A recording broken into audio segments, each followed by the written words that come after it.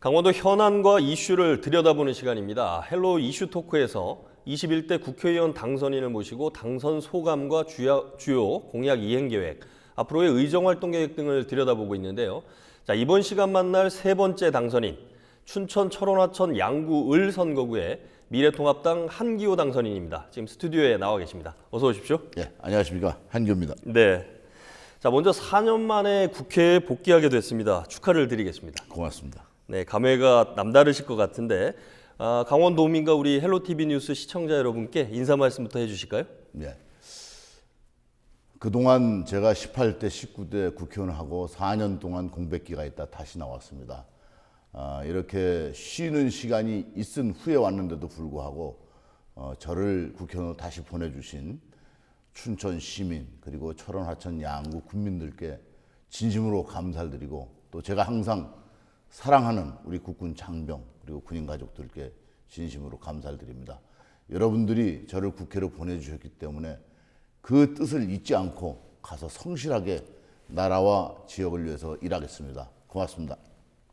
네, 자 인사 말씀해 주셨는데 자 이번 선거 뭐 대체적인 언론 평가도 있지만 코로나19 감염병 사태 사실 뭐 처음부터 끝까지 그게 이어졌다 이렇게 볼 수 있는데 여러 가지 뭐 선거 운동 뭐 여러 번 해보셨겠지만 네.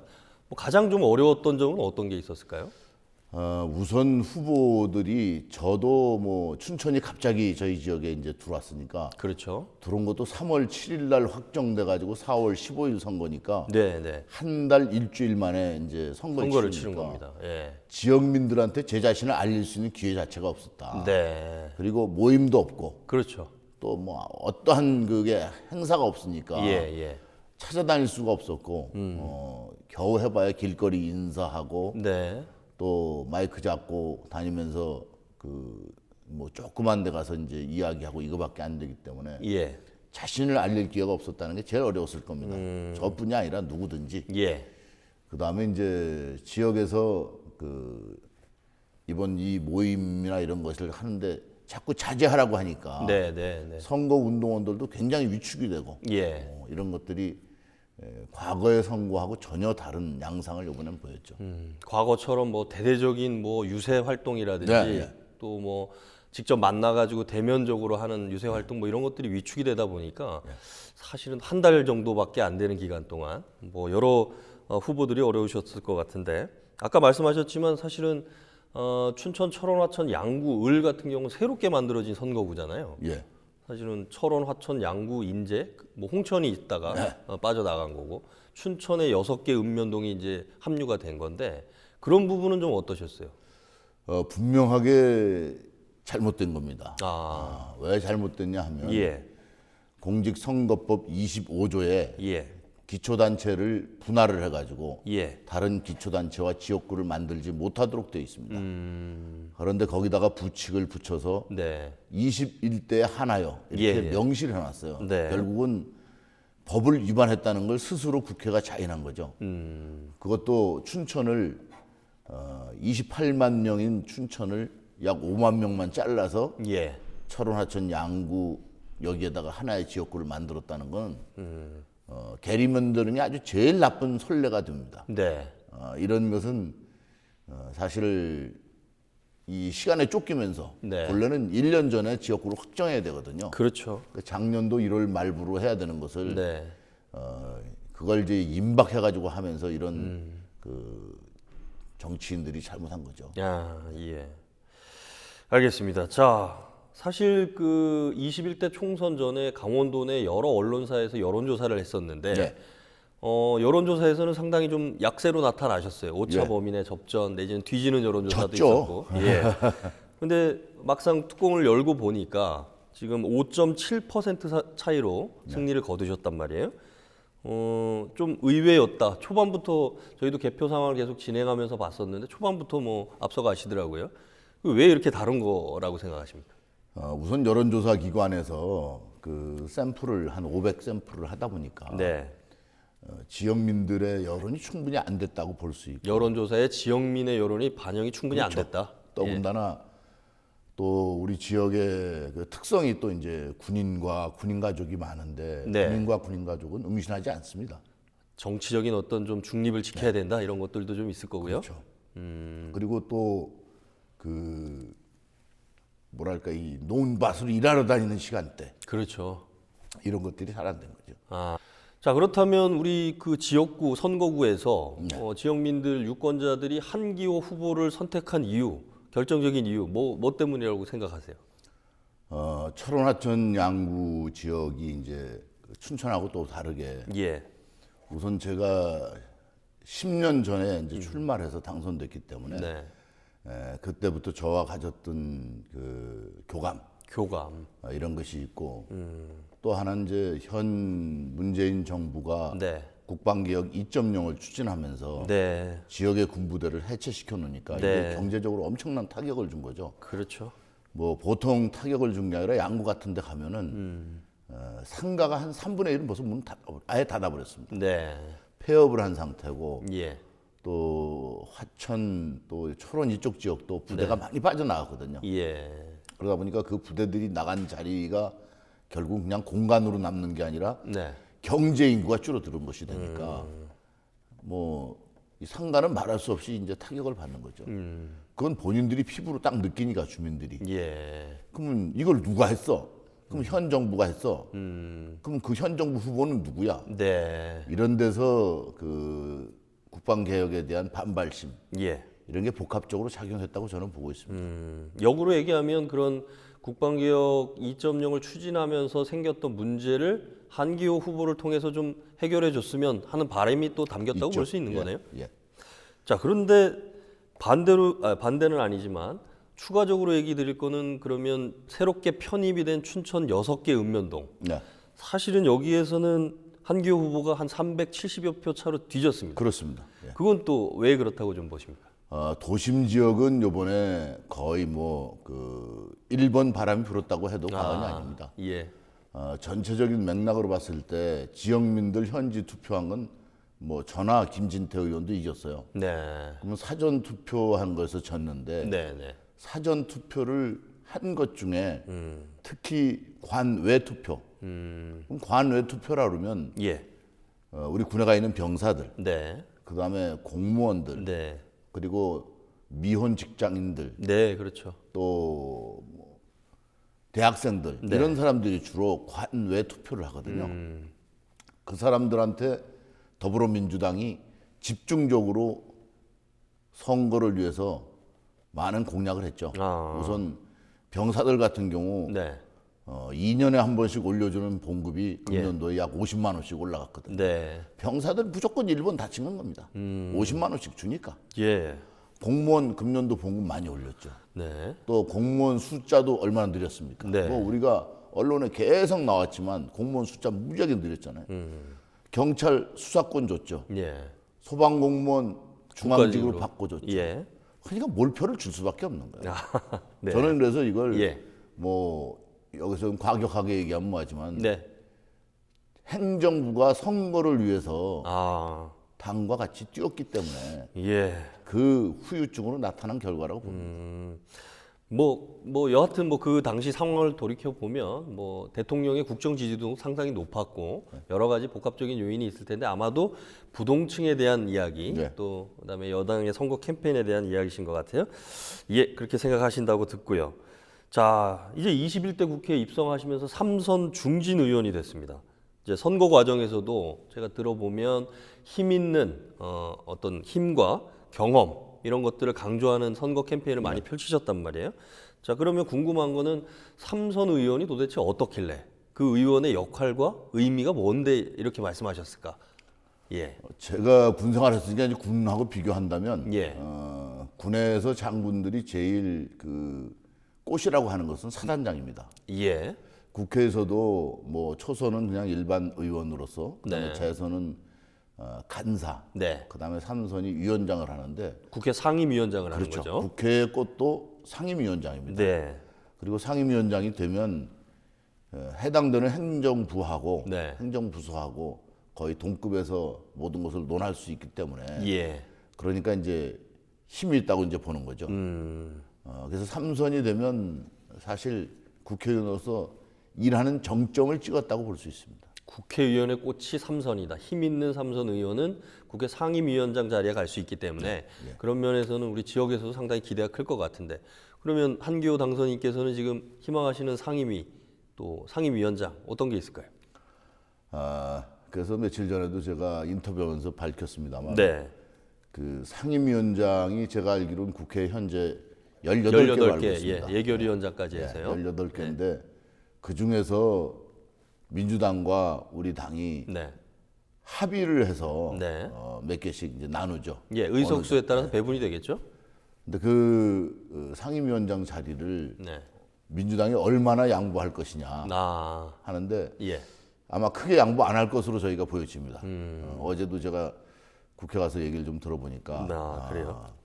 아마 그 의석수의 비례보다 훨씬 더 적은 숫자를 주겠다고 얘기를 꺼냈다고 들었습니다. 그래서 그런 점에서 봐서 이제는 삼선이라고 해서 상임위원장을 하겠다는 욕심보다는 예.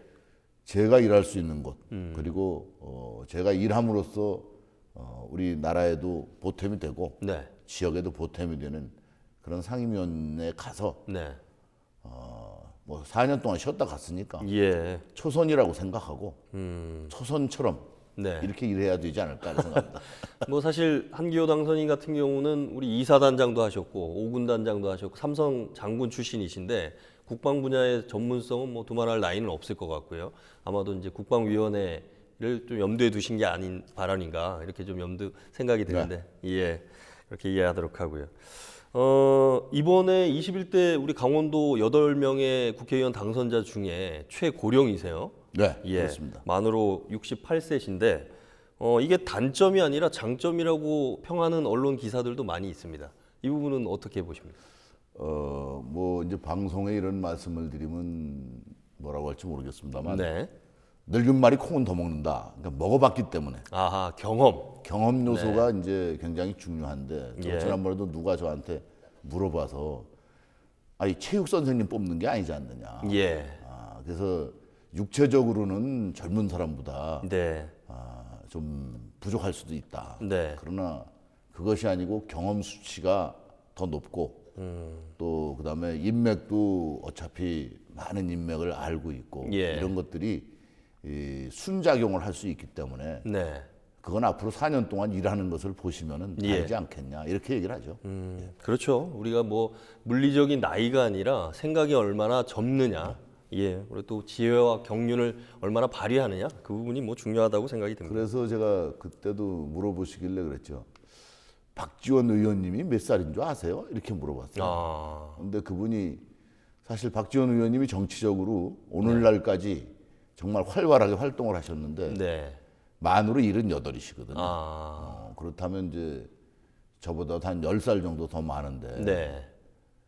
그걸 가지고 이제 물론 육체적으로 젊었을 때만큼 그 활발하게 움직인다는 건 그거는 이제 사실 거짓말이고 네. 그러나 정신적으로나 또 네. 육체적으로 어느 정도 수준만 있으면 그건 문제가 없다고 봅니다. 알겠습니다. 자, 뭐 한기호 당선인으로 봐서는 삼선 반열에 오르는 쾌거를 이룬 선거였는데 당 얘기로 돌아가면 좀 복잡합니다. 네. 미래통합당 이번에 사실은 거대 여당을 탄생시킨 참패였다. 네. 이렇게 지금 평가받고 있는데 강원도 의석수도 보면 19대나 20대하고 비교해 보면 이번에는 5석, 무소속 포함해서 5석인데 사실은 조금 과거에 비해서는 약세였지 않느냐. 네. 예, 어떻게 보십니까 이 부분? 그래서 그 점도 지역민들 현지 투표한 것은 뭐 김진태 의원도 이기고 뭐 예. 이렇게 이겼습니다만 네, 우리가 지금 지향하고 있는 네, 미래통합당이 지향하고 있는 정책들 예. 이런 것들이 젊은 사람들에게는 맞지 않는 아, 젊은 사람들이 외면하는 네, 이런 정책이 아니냐. 그리고 또 그 사람들에게 젊은 사람들에게 우리가 가고자 하는 곳이 충분히 설명이 안 되는 거 아니냐. 이렇게 좀 느끼죠. 그럼 과감한 좀 변화와 그들이 뭔가 좀 교감할 수 있는 정책들 뭐 이런 것들을 발굴해야 된다는 얘기입니까? 그렇습니다. 아, 알겠습니다.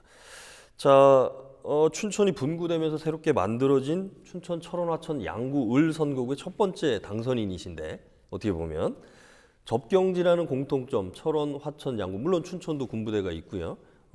하지만 이게 지역별로 좀 현안은 다르고 또 공통적으로 적용돼야 되는 부분도 있고 여러 가지 좀 고민이 많으실 것 같아요. 국회에 가서 할 역할.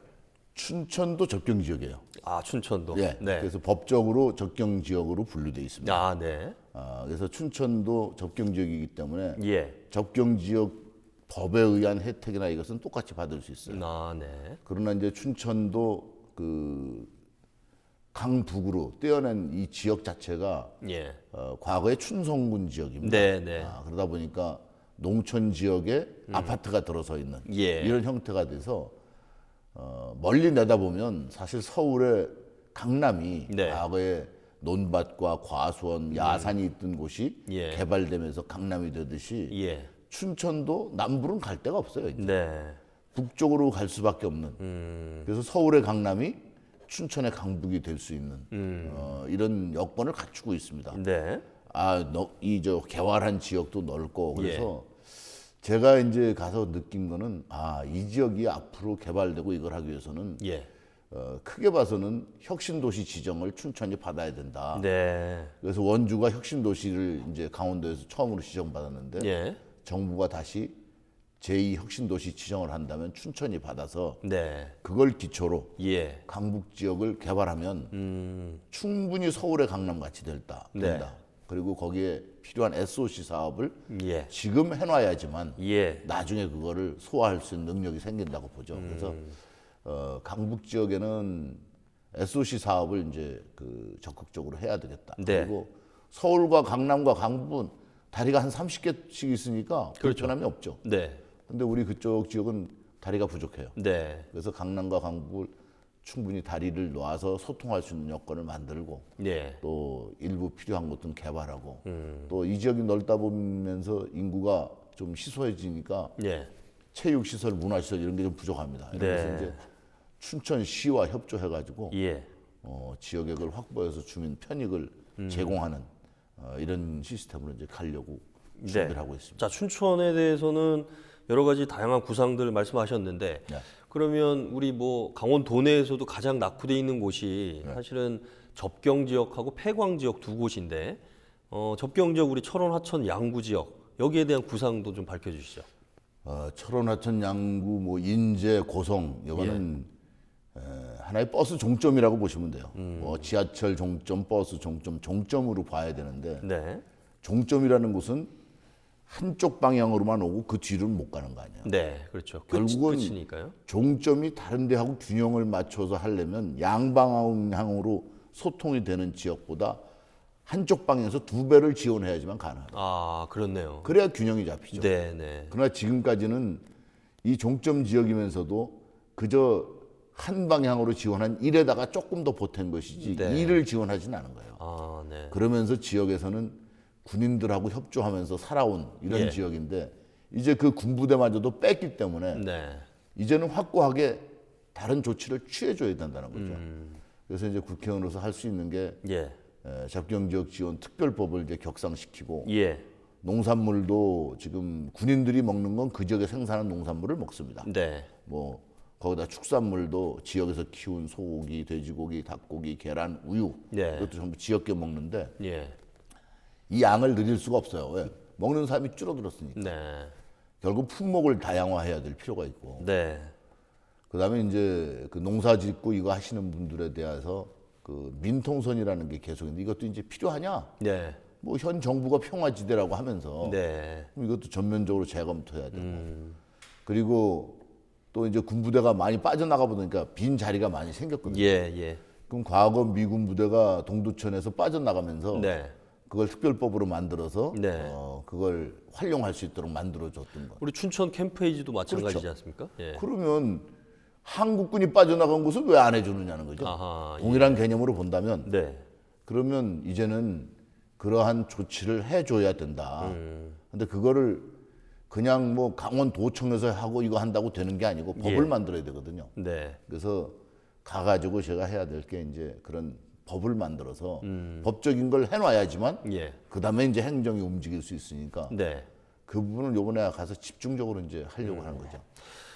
사실은 뭐 강원도에서 2사단장 양구에서 하셨고 또 5군단장도 하셨고 현역 군 장성으로 부대를 지휘할 때 하고 국회의원이 돼서 실제 국방위원회 활동하실 때 하고 어떻습니까? 이번에 국방개혁 2.0을 추진하면서 접경 지역의 여론은 상당히 악화가 됐고 네. 생존 위기가 이제 겪는 거고. 근데 반대로 국방부에서는 또는 현 정부에서는 국방개혁을 통해서 군을 첨단화하겠다, 슬림화하겠다, 첨단군으로 육성하겠다. 이제 이런 상충되는 부분이 좀 있는 거죠. 근데 실제 그거를 예. 이렇게 보셔야 돼요. 네, 첨단화하는 것이 군부대를 없애야 첨단화되는 거냐? 그건 아닙니다. 나 군부대가 있는데 그 군부대를 첨단화시키면 되는 것이고 예. 예산이 적으면 일부 부대를 첨단화시키고 일부 부대는 재래형 무기로 가는 거죠.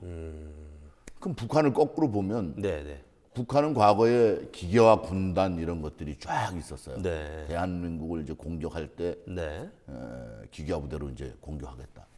그러다가 돈이 워낙 많이 들어가니까 예, 기계화 군단을 사단으로 줄여버리고 네, 그 남는 병력으로 그 게릴라 부대를 전부 창설했습니다. 아, 그래서 북한은 북한군 전체 육군의 3분의 1이 게릴라라고 보시면 돼요. 특수부대에 해당되는 네, 그렇게 바꿔놨거든요. 예, 그럼 우리도 사실은 이제 부대를 줄이는 게 문제가 아니라 네. 부대의 유형을 달리하는 거죠. 그러니까 기계화 부대와 일반 재래식 무기 부대를 적절하게 그다음 특수부대 이런 예. 식으로 이제 해야 되는데 예, 예, 부대를 줄여버린 것은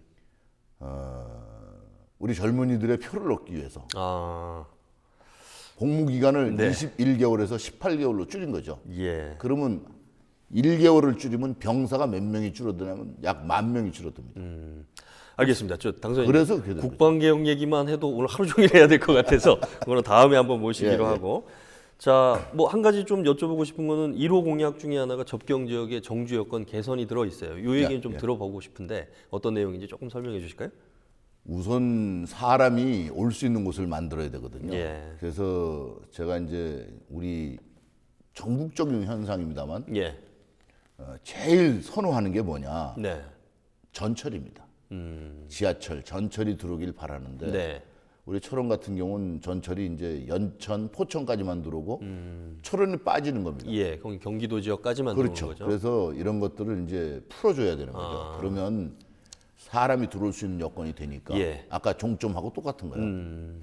그다음에 양구하고 화천은 그 지역의 특성이 이제 다르기 때문에 예, 여기도 이제 양구 같은 경우도 대한민국의 양구 화천이 군청 소재지에 4차선 도로가 들어가는 길이 없는 것은 양구하고 그러네요. 화천입니다. 네, 이런 것들을 개선해서 예, 사람이 올 수 있도록 하고 그다음에 지역의 특성을 가지고 뭐 양구 같은 경우는 이제 특화된 농산물 네, 이런 부분을 이제 활성화시키고 또 춘천하고 이제 가깝기 때문에 예, 서울도 서울에 근접한 곳에 위성 도시가 그 이 활성화되듯이 그런 차원으로 이제 같이 가야 된다. 네, 그래서 굳이 독립된 화천, 독립된 양구가 아니라 네.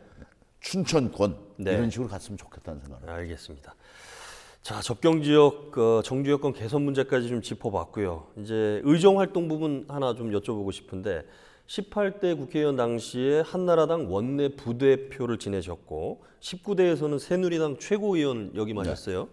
21대 이제 3선 중진 의원이 됐는데 그러면 21대 국회에서 당내에서는 좀 어떤 활약을 좀 저희가 기대해 볼 수 있을까요? 당내에서는 아마 모르긴 몰라도 예, 당내의 직함이라는 것이 이제 그 삼선 의원들이 통상하는 게 사무총장, 네, 그다음에 정책위 예. 위원장, 그리고 또 원내 대표까지도 이제 생각할 수 있고. 예, 근데 그런 직책을 저는 특별히 당내에서 뭘 해야겠다는 생각은 가지고 있지 않습니다. 네, 그래서 또 제가 그 정치인 출신이 아니고 예, 조금 전에도 뭐 직접 말씀하셨습니다. 군인 출신이라서 네, 정치적으로 어떤 그 역량을 발휘하고 하는 데 있어서 그러면은 정치인들이 저를 선호하지 않죠. 아 너무 원리 원칙에 입각해서 또 하시니까 제가 어렵습니다. 제가 예. 제가 어렵기 때문에 네. 그래서 그런 것보다는 좀 성실하게 일하면서 우리 나라에도 이제 제 전공 분야가 안보니까 네. 더군다나 국방위원으로 18대, 19대 있었고 예. 그다음에 지금 4년 동안 놀면서도 놓은 게 아니죠. 4년 동안 야인으로 있으면서도 예. 우리 당의 안보특위위원을 지금 계속 4년 내내 했었고 네. 그래서 이런 부분들을 가지고 우리 국방이 안보가 올바로 가도록 해야 될 임무가 있다고 저는 봅니다. 또 한 가지는 뭐 지난번 대선 또 지방선거 이번 총선을 거치면서 강원도 표심이 변화했다. 강원도의 정치 지형도 과거하고 다르게 보수의 텃밭은 이제 아니다. 네. 이제 여러 가지 얘기들이 있습니다. 네. 그래서 여하튼 미래통합당 국회의원으로서 3선 중진에 이제 반열에 오르셨는데 그러면 강원도의 보수 진영을 다시 좀 추스리는 작업들 그런 활동들도 좀 기대를 할 것 같아요. 보수 쪽에서는. 그렇죠. 그래서 이제 앞으로 이제 강원도도 우리 당 입장에서는 이제 도당위원장을 누가 하느냐, 예. 뭐 이런 것도 이제 있을 수 있고, 그럼 도당위원장이 되면은 또 도의 우리 당 조직을 또 어떻게 할 것이냐, 그렇죠. 이런 부분들이 이제 숙제입니다. 네. 그래서 지역의 국회의원 또 지역별로 국회의원은 아니래도 원외에 있는 당협위원장 네. 이런 분들하고 잘 협조하고 논의해서 당을 추스려야 될 필요가 있습니다. 당장 원주만 해도 예. 한 분도 안 계시니까 우리 지역의 국회의원이 그렇죠. 갑을 다 민주당에서 지금 네, 당선인이 그래서 나왔죠. 한 분만 계셔도 좀 나은데 한 분도 안 계셔서 예. 이걸 어떻게 다시 추스려 나갈 것이냐 이런 것을 좀 이제 제가 어쩔 수 없이 제일 속말로 고참이 돼가지고 네네네. 그만큼 역할이 중요하신 거죠. 고민을 할 수밖에 없는 입장이 됐습니다. 알겠습니다. 자, 20대 국회는 사실 식물국회, 뭐 나가다가 동물국회 소리까지 들었고 여러 가지 볼썽사나운 모습들을 많이 보였단 말이에요. 성과는 없었고 21대 국회의원 당선자로서 제가 국회에 가면 이렇게 좀 바꿔보겠습니다 하는 포부가 있으시다면요. 바꿀 수는 없을 겁니다. 왜 없냐 하면 21대는 우리 당이 120석을 확보를 못했어요. 네. 그다음에 이 무소속이 들어온다 해도 120석이 안 됩니다. 네. 110석 조금 안 될 것 같아요. 그러면 180석을 확보하고 있는 당이 네. 헌법을 바꾸는 거 외엔 다 할 수 있습니다. 네. 무슨 얘기냐면 패스트트랙을 가지 않아도 법안 통과가 가능하죠. 180명이면 법안 통과를 다 할 수 네. 있습니다. 그래서 물론 견제 역할을 우리 당이 하겠지만 네. 더불어민주당이 이 국회의 모든 일은 그 사람들이 원하는 대로 다 갈 겁니다. 그래서 본인들이 하고 본인들이 책임지는 거죠. 그렇죠. 이제는 우리 당이 할 수 있는 역할 자체가 네. 국회에서 견제 역할도 못하는 상황이 됐기 때문에 아, 그래서 여기 이런 상황에서 무슨 뭐 당직이 뭐다 이런 건 의미가 없다고. 아, 네. 자, 시간이 이제 어느덧 다 돼서 예. 마지막으로 우리 한기호 당선인의 행보를 바라보고 있는 우리 강원도민과 우리 시청자들께 마지막으로 인사 말씀 하는 걸로 해서 마치겠습니다. 예. 저는 본래 이제 북한에서 저희 부모님이 사시다가 월남해서 6.25 전쟁 중에 태어나고 그리고 고향에 가서 살다가 또 군인이 돼가지고 전방 지역에서만 군생활을 주로 했습니다. 그것도 강원도에서. 그러다가 다시 국회의원을 2번을 하고 이제 3번째 다시 됐는데 뼛속까지 저는 사실은 그러다 보니까 누구보다도 접경 지역에 대해서 잘 알고 또 이 지역이 필요한 것이 뭔지 제가 알고 있기 때문에 이걸 앞으로 4년 동안에 풀어가겠습니다. 그리고 우리 강원도 여러 가지 요건이 사실 불비합니다. 인구가 적다 보니까 이런 점에서도 강원도의 사람으로서 강원도를 위해서 성실하게 일하겠습니다. 지켜봐 주시길 바랍니다. 감사합니다. 예, 저희도 중진 의원으로서의 앞으로의 활약 기대해 보도록 하겠습니다. 3선의 힘으로 강원 발전에 앞장설 춘천 철원화천 양구을 선거구 미래통합당 한기호 당선인과 함께했습니다. 자, 오늘 나와주셔서 감사합니다. 고맙습니다.